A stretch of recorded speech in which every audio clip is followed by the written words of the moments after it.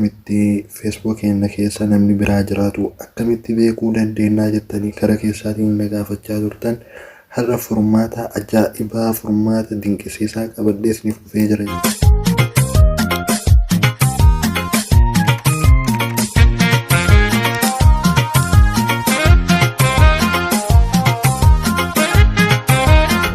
Akkasumas viidiyoo nu dalaynu like godhuu hin dagatinaa please akka viidiyoon keenya karaa nama biraa gahu jechuudha.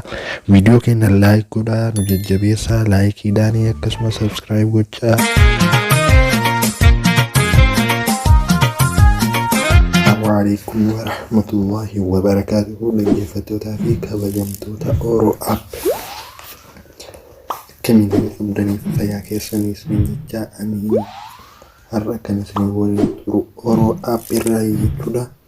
Har'a barnoota ajaa'ibsiisaa baay'ee das nama jedhu kan baay'ee isinillee isin gammachiisa jedheen qabadhee dhufee jira jechuudha. Kana jechuun warroonni tana dura karaa keessaatiin Facebook keenya namatu haak nu godhee jira, namatu paaswoordii nu wajjin itti fayyadamaa jira haak godhee akkasuma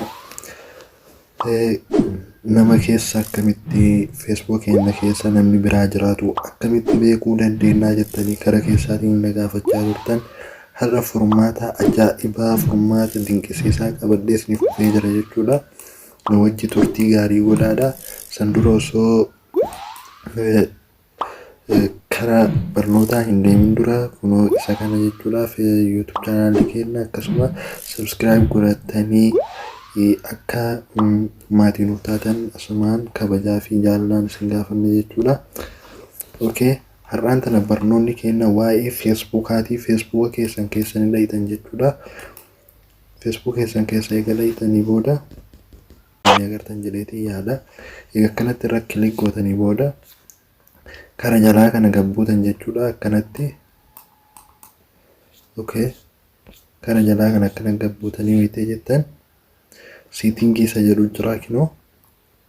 Okay, dura akkanatti isin dhufa kanarra kilik gootanii eega settingii kana filattanii eega akkana settingii kana filattanii booda karaa gabbuutanii kunoo security in the login isa jedhu kanarra kilik gootan jechuudha. Baay'ee waan isin ajaa'ibuudha. Akkamitti akka ofirraa dhoowwuu dandeettanillee asumaan akka logout gootanii keessaa baasan jechuudha. Silkii nama keessa jirtu sanis takka takkaan isin himaa. Silkii kamtu keessa jira? Samsungiin seenee moo Oppoon seenee moo kompiitaraan cabsee seenee moo maaliin akka inni seenee jechuudha. Ol ka jiru kanarratti hin tuutan jechuudha.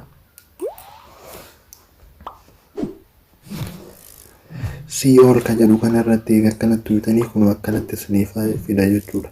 Anamma asitti Galaxy Samsung Galaxy A20 qaba jechuudha. Kun as biratti ammoo Samsung Galaxy G7 jedha.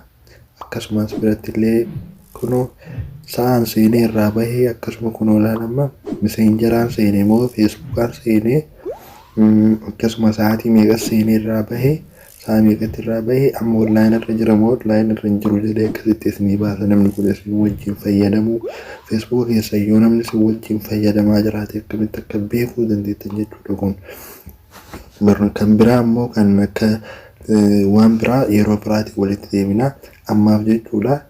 G7 kun jechuudha sa'aatii sakandii meeqa dura irraa bahee ni agartan minitii 5 dura kunoo 5 minutes ago jedha kan inni Facebook seenee Facebook irraa bahee anumatu ittiin seenee jechuudha Samsung biraatiin. Akkasuma kunis Messenger jechuudha sa'aatii 17 dura seenee irraa bahee jechuudha. Kunis akkasuma sa'aan itti seenee jechuudha seenee irraa bahee sa'aatii 18 December 2020 jechuudha. Okay, amma fakkeenyaaf kan nama biraallee haa ta'u yoo keessa jiraate akkamitti akka keessaa bahuu dandeettan isin mul'isa. Isii mallattoo kinoo fuuldura dhuftu sadiin tana ni agartan jedheetiin yaadaa tuqaa sadiin tana kilik irra gootanii yeroo takkaa fi akkanatti isiniif fida. Log out isa jedhu kanarratti kilik goota yeroo takkaa fi keessaa bahee jira jechuudha. Kun amma afurtu takka lama sadii keessa jiru wajjin activity noo ka jiru kun kan amma online irratti fayyadamaa jiruun jechuudha. Okay, klik irra goota kara jalaa gabboota ammas akkana kinoo password argachuu hin danda'u jechuudha. Okay, amma kunoo silkii takka bicha keessa jira Facebook kiyya. Okay, silkii takka bicha keessa jira jechuudha. Haala kanaan akkanatti ofirraa Facebook keessan akka namni cabsee password isin jalaa hatee itti fayyadamuu danda'u yoo beekuu barbaadan haala kanaan garana dhuftanii beekuu danda'uu qabdan jechuudha. Kanaafiyyuu barnoonni keenya kanarraa isa kana fakkaataa barnoota biraatiin illee waa'ee Facebook aappiilee garaagaraatiin kan walitti deebinee wal barsiifnu ta'a jechuudha. Asumaanii warroonni YouTube chaanaala keenyaa haaraa taatan subscribe gochuudhaanii maatii nuuf ta'a. Okay, warroonni YouTube chaanaala keenyaaf haaraa taatanii kinoo YouTube channel kiyya kana fakkaataa Oro app jechuudha. Subscribe gootanii mallattoo isii dura dhuftu tana notification all godhatanii banachuudhaani viidiyoolee nu dalaynu hedduu argachuu dandeettan jechuudha. Viidiyoolee nu dalayni argachuudhaaf videos isa jiru kanarra klik gootanii viidiyoo an dalage hundayyuu argachuu dandeessan jechuudha. Kanaafiyyuu like gootanii akka nu jajjabeessitan likein keessa yeroo hedduu baay'inaan akka nu fayyadu akka viidiyoon keenya karaa namaa deemu waan nu taasisuuf hanga barumsa biraatiin walitti deebinutti nagaa keessa jiraadhaa isin jedha. Galatoomaa warroonni nu jajjabeessaa jirtanillee yaada kan qabaattan yoo ta'e karaa koomantiitii fi akkasuma karaa keessaatiinis nagaafachuu hin dandeettan jechuudha. Galatoomaa hanga viidiyoo biraatiin walitti deebinutti nagaatti.